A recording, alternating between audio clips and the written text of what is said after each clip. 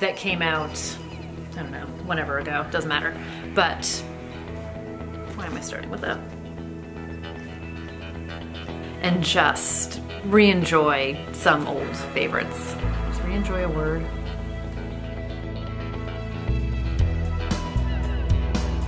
Hi everyone, I'm Audrey and welcome back to Chapter and Converse.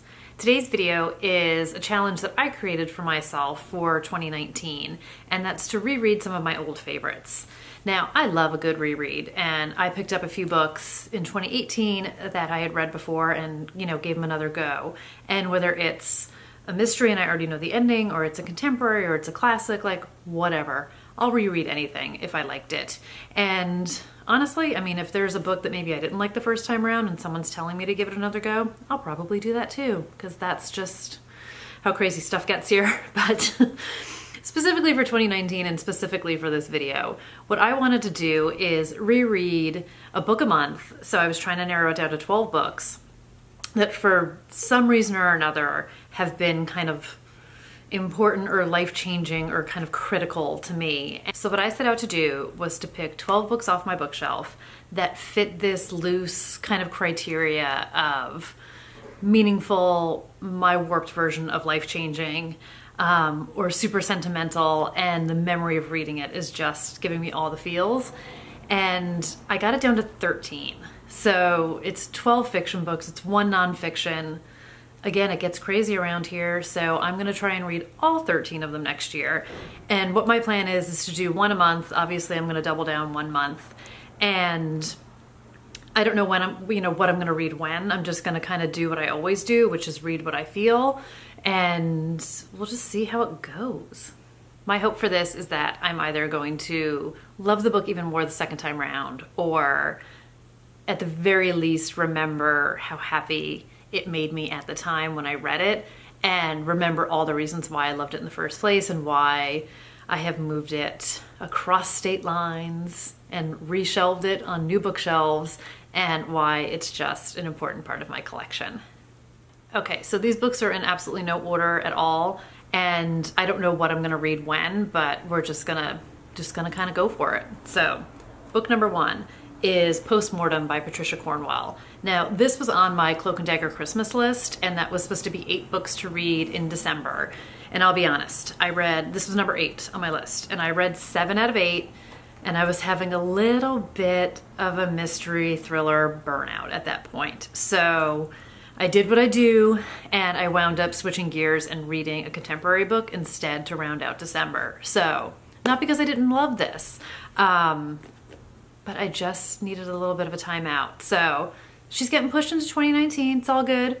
And this book, and kind of why it's on this list, is this was the first book in the series that Patricia Cornwell did, introducing us to Dr. Kay Scarpetta. And I had an old boss who was also a big reader, and she gave me this book. She had like crazy paperbacks. She used to work at hotels, and people would always leave books behind, and then the employees could take them home. So I became sort of her giveaway and her donation shelf, so she introduced me to tons of stuff. But long story short, too late. This was the first book I read by Patricia Cornwell, and it completely set me down the Kay Scarpetta path. And what I'd like to do, because I did get off the path, which it happens, is start from the beginning, remember why I loved her in the first place, and then not a 2019 goal, because I think there's like 20 books in the series, but sort of a goal for myself is to reread the entire series from the start. So I'm starting with number 1.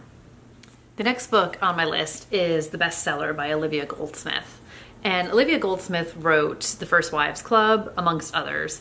And this was kind of early on in her writing career. And what this book is about is there are 5 authors, 5 manuscripts, and they all get sent to the same agency.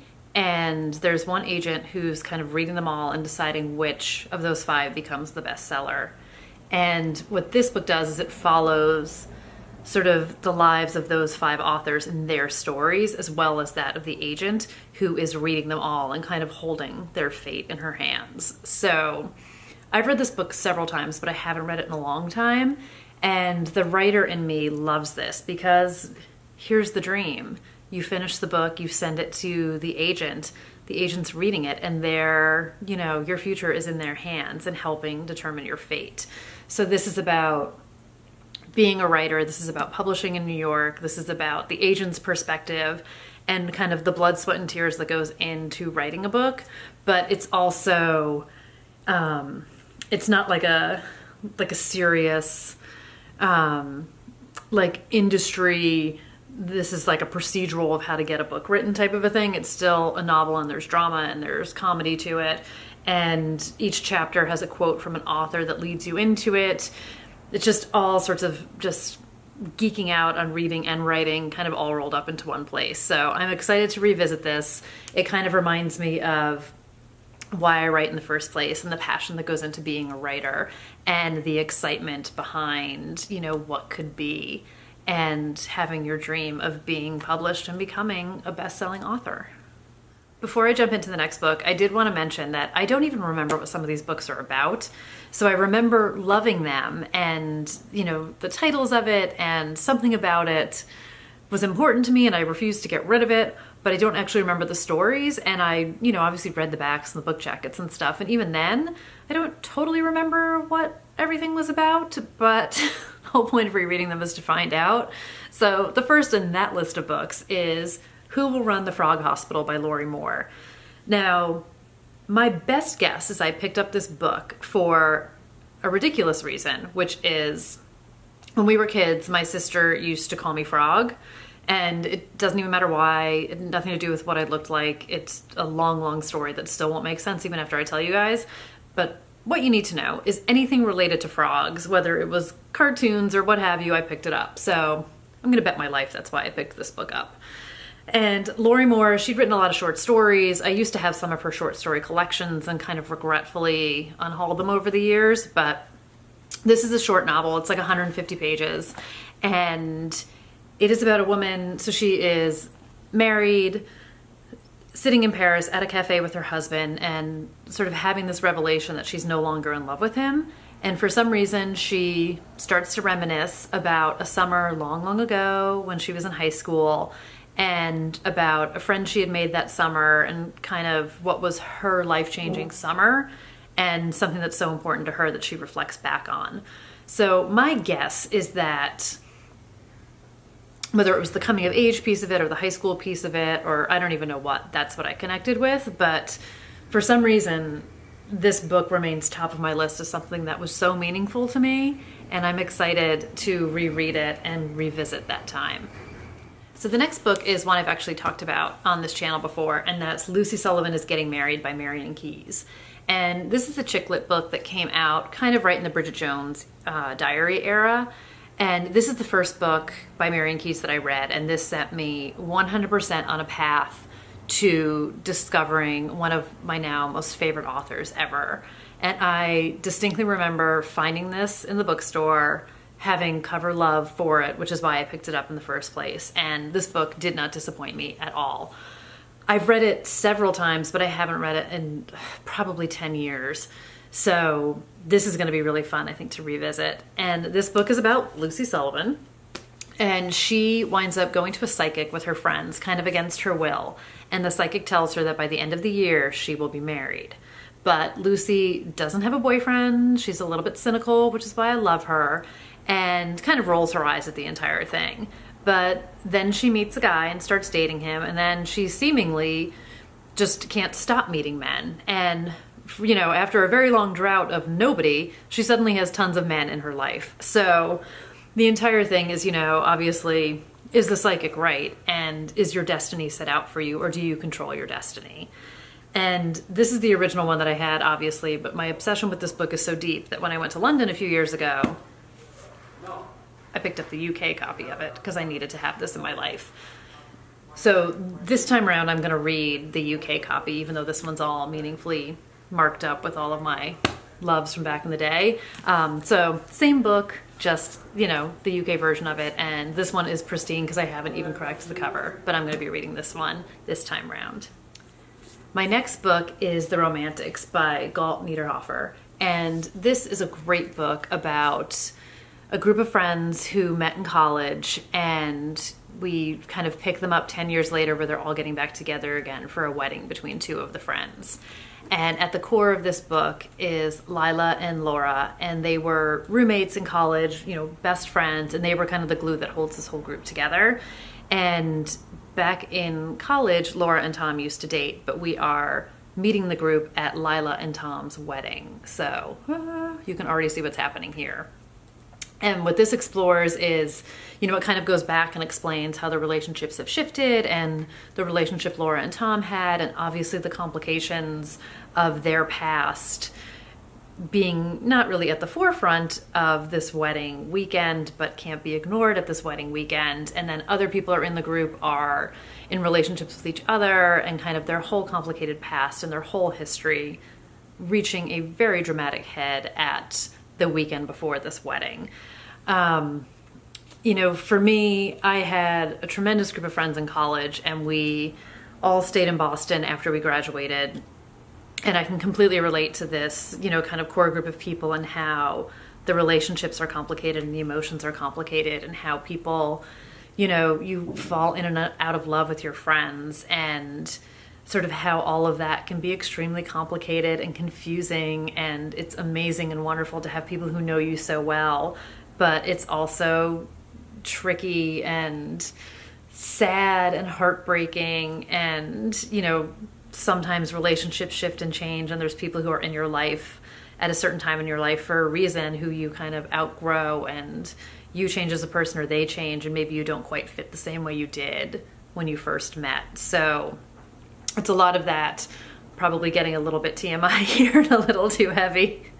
But I just absolutely love this book. And they actually made it into a movie also with Katie Holmes, who I love, and Josh Duhamel, who I love. Adam Brody's in it, Malin Ackerman, Anna Paquin. It's such a good movie too, but definitely read the book first, but watch the movie because it's really fun, and I think it's very well done. And I think anyone who's had a, you know, a kind of a close group of friends like that, and where you kind of come back together again, especially as you're at each other's weddings or, you know, kind of monumental moments in people's lives, it's really, there's a lot of truth to what's happening in these relationships. So I'm really excited to revisit this, and for all the obvious reasons, I'm going to rewatch the movie too. The next book I have is Girl by Blake Nelson. And this kind of cracks me up because I was watching Books and Lala's top 10 or top 18, whatever, worst books of 2018. And this is on her list. And she gives a very funny review of it because, you know, this is like a girl in high school coming of age, sort of her sexual awakening and her rebellion. And it's kind of like, I remember, this book I actually remember. I remember thinking it's kind of like Angela Chase in My So-Called Life, when she kind of meets Rayanne and goes from being sort of this straight-laced, you know, kind of like good kid to sort of finding her true self, and she dyes her hair red and she falls in love with Jordan Catalano and kind of goes on this whole different trajectory. And like, sidebar, talk about a show that ended way too soon, that show. So that's what Girl reminded me of. And this is in, I want to say she's in Portland, but this girl, Andrea, you know, she gets into the music scene and she falls in love with this musician, and it's really that time in her life. And I thought it was great when I read it. And I read this multiple times, but I also haven't read this since I was like in my early 20s, probably. It's probably the last time I read it. And I think part of what I loved was the music scene part of it, and obviously high school, I loved it. They did make a movie of this one too, with Dominique Swain and Tara Reid. This book came out like in the mid-90s, so probably like late 90s. Think about which actresses and actors were popular then. I'm blanking on the guy who was in it, but he was in Boondock Saints and like a whole bunch of other things. The movie wasn't great. It was entertaining. I think it's free on Amazon Prime if you have a curiosity about it. I have a slight feeling that this time around, this is not going to resonate the same with me as it did originally, but either way, it's not a long book. I think it'll be fun to revisit it and to see this book through the eyes of a far more adult me, and just see what I think of it. So we'll see if I agree with Books and Lala and think this is one of the worst books ever, or if it still just sort of strikes that sentimental vibe in me. And if I agree that kind of the teenager, young 20-something in me still thinks it's a good book. The next book is another one I've talked about on here before, which is The Devil Wears Prada by Lauren Weisberger. And everybody knows what this book's all about, so I don't need to explain that. But the reason why I want to reread it, and the reason why it was important to me, is my first writing group that I was ever a part of. In addition to writing, we obviously talked about books, and somebody in that group had recommended this book and was kind of like, it had just come out and you've got to read this and it's so amazing and da da da da da. And I went out and got it and loved it. But every time I think of this book, in addition to the fact that I loved it, I think about that writing group and being just so young and wide-eyed and optimistic about being a writer and about what that life could be. And it just gives me all the warm and fuzzies about what was such a great time in my life. So that's why I love this. And I know, I've read this a couple times, and I know that there was a sequel to it, which I didn't read because I had no interest in it, if I'm being honest. But more recently, I think it was just 2018, she wrote If Life Gives You Lululemons, which follows Emily, who was the other assistant, who Emily Blunt just sent into a whole different stratosphere when she played her in the movie. So I'm very curious to follow Emily's kind of second chapter, but I definitely want to reread this first. So kind of 2 in 1, gives me all the feels, and it's gonna be my gateway into Lululemons. Hi guys, so it's future Audrey here, and while I was editing this video, I figured out that talking about 13 books plus a beginning and an end was nearly a 40-minute video, and even I know that that's insane and nobody is gonna sit through that. So I have broken this up into 2 parts, which is kind of a win-win for me because I got a lot of bang for my buck for filming 1 video, but this was part 1, obviously. Part 2 is forthcoming, so hopefully you'll tune back in for that. But I would love to know at the end of this one if you have read any of these books, what you thought of them, if you have revisited books from your past that either were meaningful or were just on your shelf, even if you don't remember what they were about, but you remembered that you loved them for some reason. I'd love to hear about how that goes. So if you liked this video, definitely give it a thumbs up, and hopefully you'll want to come back for more. So subscribe so you can see when new videos are posted. Thanks for spending some of your day with me, and I will see you back here in part 2 and beyond. Bye guys.